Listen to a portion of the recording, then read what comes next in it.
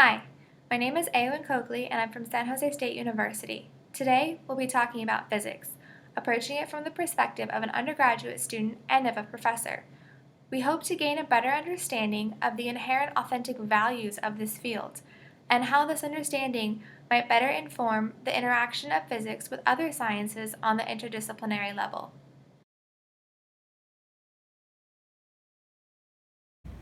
My name is Warren Christensen. I'm an associate professor of physics at North Dakota State University.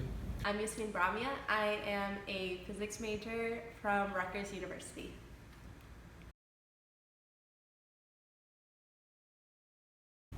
When I think about what physics is, I often tell people that physics is the study of physical phenomena.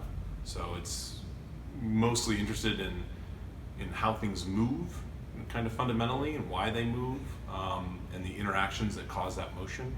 I like physics because I really like science, because I like learning and like inventing things, but I don't really like biology or chemistry because it's more memorization to me, and there's more like set rules of this means this kind of thing. But I feel like with physics, because you have equations and you can use those equations to manipulate things, it's more inventive to me as a science. As discussed by physicist Joe Reddish, cultural components of physics include reasoning from fundamental principles, building understanding from the simplest possible model, being concerned with constraints that hold no matter what the internal details, and especially quantifying the world, modeling with math, and thinking with equations. Physicists care a lot about taking complicated problems and making them simple, but without eliminating the interesting pieces.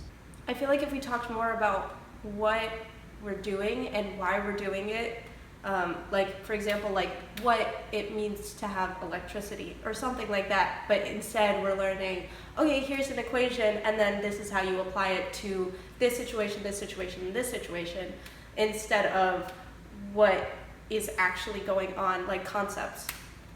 Noted by Brown et al. In the 1989 paper, Situated Cognition and the Culture of Learning, too often the practices of contemporary schooling deny students the chance to engage in the relevant domain culture. The disconnect that Yasmin expresses frustration with is a representation of the class practices being inauthentic to the discipline they are representing. To actually learn in a subject, students need to engage in authentic activities of the culture in a coherent, meaningful, and purposeful way.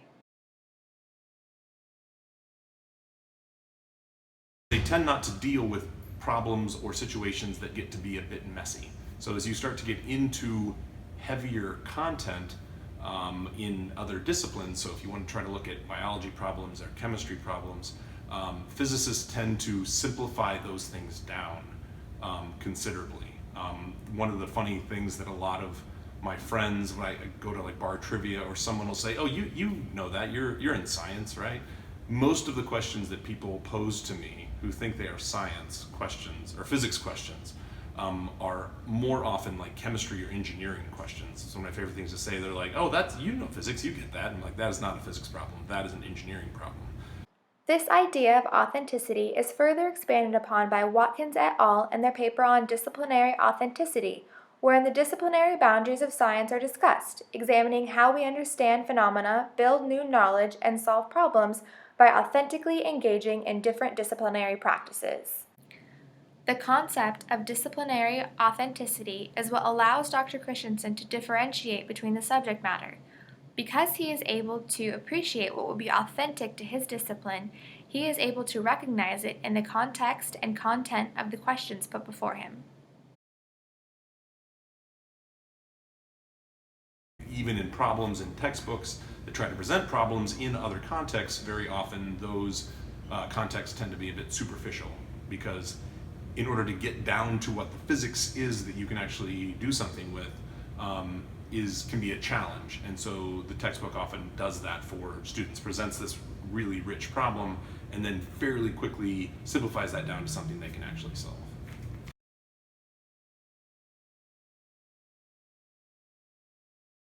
Even with their different cultural components and authentic values, the STEM disciplines have more to gain by emphasizing interdisciplinary understanding than they do by sectioning themselves off.